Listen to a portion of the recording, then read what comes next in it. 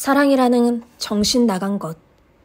이 책을 읽으며 독자는 어떤 부분은 동의하고 어떤 부분에서는 의견이 다를 것이다. 일반적인 이성의 흐름에 맞춰보자면 이때쯤 독자의 마음속에는 아마 이런 의문이 생길 것이다. 그렇다면 사랑은 뭐지? 아, 놀라운 그 이름, 사랑. 우리에게 없으면 살아갈 수 없는 비밀의 묘약 같은 그 이름, 사랑. 그리고 우리는 또다시 질문한다. 대체 사랑이란 무엇인가?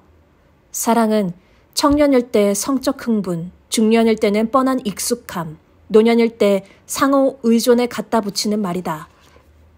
라는 미국 시인 존 시아디의 냉소적인 표현으로 사랑을 제대로 정의할 수 있을까? 아니면 세상을 움직이며 온 세상을 새롭게 만들거나 없으면 우리를 비참하게 만드는 마법의 힘이 사랑일까? 과연 사랑을 일반적으로 정의한다는 게 가능하기나 할까? 그 기묘한 힘은 마치 마법 같은 데가 있지 않은가?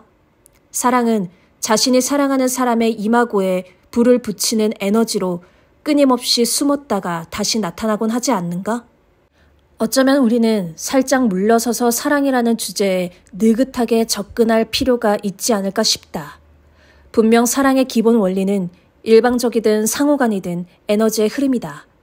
그래서 우리는 반려동물을 사랑한다고, 우리나라를 사랑한다고, 모네의 그림을 사랑한다고, 그릴에 구운 프리치즈나 애플파이 또는 골프를 좋아한다고 말할 수 있다. 또한 우리는 친구를 사귀는 데 에너지를 투자하는데 젊을수록 그런 우정이 덧없이 보인다.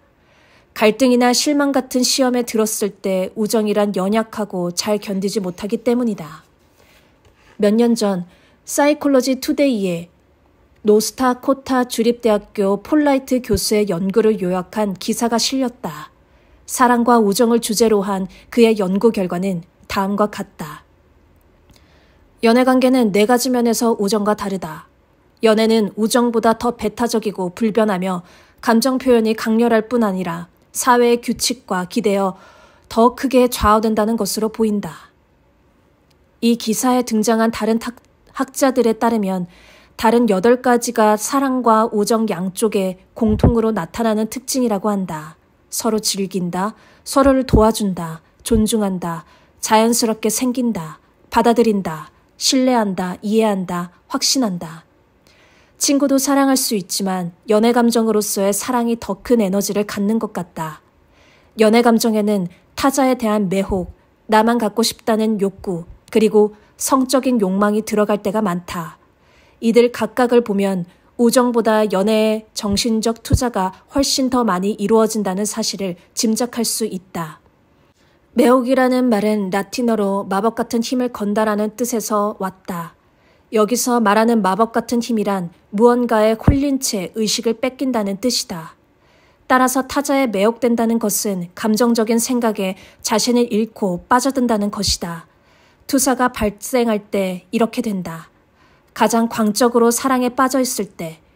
광적이라는 말은 전혀 지나친 표현이 아니다. 우리는 타자에 사로잡히는 일 말고는 아무것도 하지 않는다. 마음이 갈망하는 대상에 자신을 투사하여 동일시하여 유아기의 경험과 마찬가지로 자기와 타자 사이의 경계가 허물어진다. 이는 타자에 대한 매혹을 무의식이 뒷받침하는 행위다. 잃어버린 아이 때의 낙원을 되찾으려는 노력인 동시에 원초적 양육자와 신비적 관여의 형태로 이어지려는 시도다. 마찬가지로 둘만의 배타적인 연애관계를 향한 욕구의 근원은 안정적인 타자를 향한 유아의 전적인 의존성임이 분명하다. 그러나 현재 대중문화에서 질투란 일반적으로 그 사람이 얼마나 불안한지를 보여주는 척도가 아니라 그 사람이 얼마나 사랑받는지를 가늠하는 잣대라고 생각한다. 내 애인은 나를 사랑해. 그 사람은 내가 다른 사람과 이야기만 해도 못 참거든. 배우자에게 맞고 살던 한 내담자가 한 번은 내게 자신이 받는 학대는 배우자가 자신을 얼마나 깊이 아끼는지를 보여주는 증거라는 말을 한 적도 있다. 예전에 잠깐 상담했던 내담자는 결혼을 여러 번 했는데 매번 아내를 학대하고 통제했으며 심리적으로 대단히 불안한 사람이었다. 당연히 이 사람은 심리치료를 견디지 못했다. 자기 성찰을 위해서는 어느 정도 강인한 성격과 더불어 감정의 회복 능력이 있어야 하는데 이 내담자에게는 그게 없었기 때문이다. 상대를 완전히 혼자 소유하려는 욕구는 결국 쓴 열매를 맺을 수밖에 없다. 타자의 자유에 대한 존중이 있을 자리를 힘과 그에 따르는 통제로 대처하려기 때문이다. 연애에서 성적 욕구에 관해서는 뒤에 따로 이야기하겠지만 앞서 소개한 연애와 우정의 차이 목록에 두 가지 특징을 더 보탤 수 있을 것 같다. 우리는 연애를 할 때 상대가 내놓는 이유를 기꺼이 옹호하려 하는데 이는 타자의 안녕에 깊이 신경 쓰기 때문이다. 또 우리는 친구보다는 사랑하는 사람을 위해 기꺼이 자신을 희생하려 할 가능성이 크다. 위대한 러브스토리 대부분은 당연히 그러한 희생을 기초에 둔다. 그리고 우리가 그런 이야기에 감명받는 이유는 깊은 생존 본능마저 승화할 수 있는 인간의 능력을 보여주기 때문이다. 나아가 우리는 오랜 역사를 지닌 결혼이라는 형식을 사랑이라 부르는 에너지와 구별해야 한다는 의무감까지 느낀다.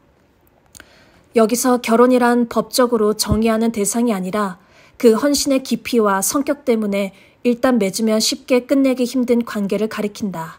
미국 여러 주 정부뿐 아니라 이른바 도덕적 다수파가 헌신과 가족의 가치, 영속성의 미덕을 옹호하면서도 동성결혼을 금지한다는 것은 도덕적 불분명함이 아닐 수 없다.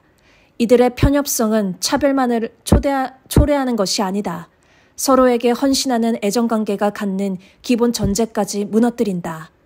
동성애자인 한 내담자는 최근에 이런 말을 했다. 제가 내는 세금으로 불륜투성인 이성애자들을 지원한다는 게 지긋지긋해요.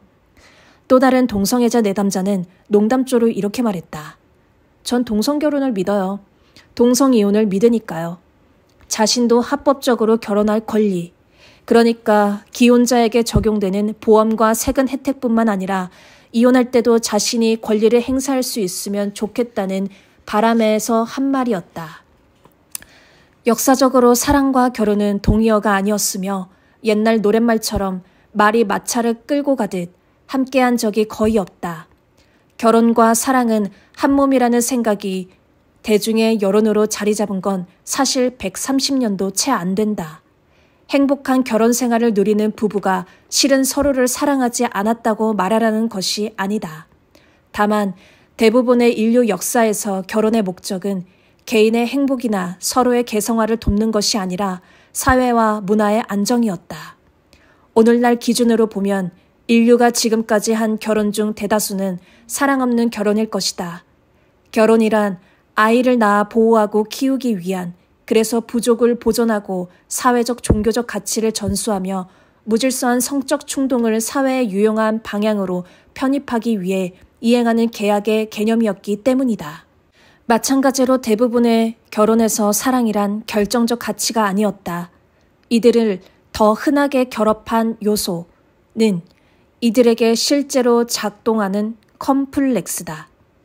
부부 중 한쪽 또는 양쪽 모두 상대에게서 좋은 부모의 모습을 찾으려 할 수도 있으며 상처받은 자기감을 확인할 목적으로 자신을 학대하던 사람의 모습을 찾으려 할 수도 있다. 원래 가족에서 부족했던 무언가를 찾으려 할 수도 있으며 상대방이 가진 힘을 자기 것으로 느끼기 위해 결혼할 수도 있다.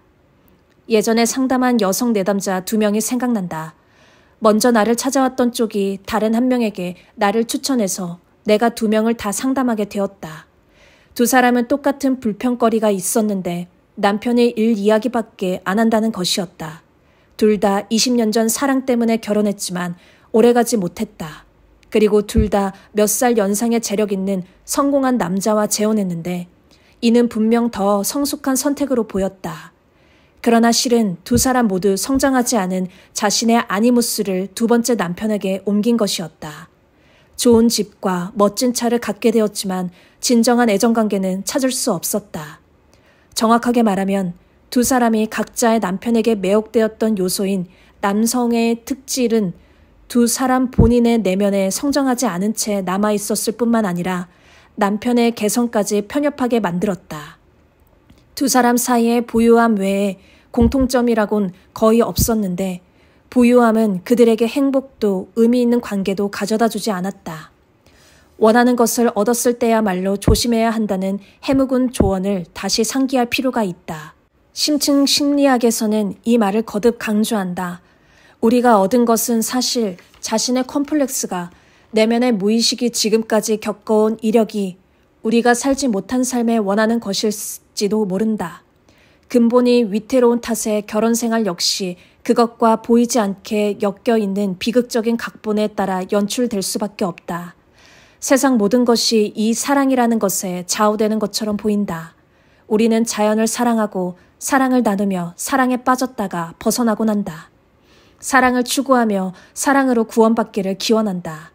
낭만적인 사랑이란 에너지이자 불타는 열정이요. 사랑하는 사람을 향한 격한 갈망이자 미친 듯한 싸움이며 사랑하는 사람을 잃었을 때의 거대한 슬픔인 동시에 타자가 영원히 내 곁에 있을 것이라는 확신이 없어 생기는 불안감이다. 이 모두는 우리 시대를 이끄는 최대의 동력원이자 가장 흔한 마약이다. 한때 우리 선조들은 신, 자연, 자기 부족, 그리고 자기 자신과 이어주었던 부족 신화가 사라진 지금 낭만적 사랑은 이 시대를 사는 우리의 존재론적 갈망이 가장 흔하게 나타나는 영역인지도 모른다. 낭만적 사랑은 종교를 대체하여 우리 삶에 가장 큰 동기를 부여하며 영향을 주는 존재가 되었다고 말할 수도 있을 것 같다. 그러니 신을 찾는 대신 우리는 사랑을 찾아 헤매게 되었다. 충격적인 발상이라고 생각하는가? 사실이 아닌 것 같은가? 라디오 채널을 한번 돌려보자. 거의 모든 대중가요가 낭만적 사랑을 종교적 수준으로 표현하고 있다. 종교라는 말의 어원이 되돌려 있다. 다시 연결하다라는 뜻임을 돌이켜보라. 이전까지 이를 절대적인 존재와의 관계에서 찾았다면 지금은 타자에 몰입함으로써 추구한다. 어떤 노래든 이 특별한 타자를 찾는 과정을 담고 있다. 감정의 모퉁이를 한 번만 돌면 그 사람이 기다리고 있을 것이라는 생각, 완벽한 이상형을 발견했다는 기쁨, 컴플렉스로 말미암아 원하지 않았던 이상형의 진짜 모습이 드러나면서 생기는 혼란, 갈등과 상처가 빚는 분노와 슬픔, 상실의 괴로움, 그리고 원점으로 돌아가 시작되는 또 다른 탐색의 여정. 어떤 채널에서 노래를 들어도 이와 같은 내용일 것이다. 마법 같은 동반자를 찾는 이 모든 과정을 포괄하는 노래를 쓸 수만 있다면 떼돈을 버는 건 물론이고 서구 문명의 가장 핵심적 종교를 묘사한 작품으로 기록될 것이다. 이 낭만적 판타지는 강렬한 라이벌이라 할 수 있는 돈보다도 더 강력하게 사람을 움직이는 힘이 있다. T.S. 엘리엇과 알베르 카미를 섞어서 현대의 세계를 묘사한다면 그들은 돈을 많이 벌었고 관계를 가졌다라고 할 수 있겠다. 형이상학이 사람들에게 통하지 않게 된 지는 이미 오래이며 낭만적 사랑과 돈 두 가지 다 우리에게 확고부동한 불변의 목표로 자리 잡았다.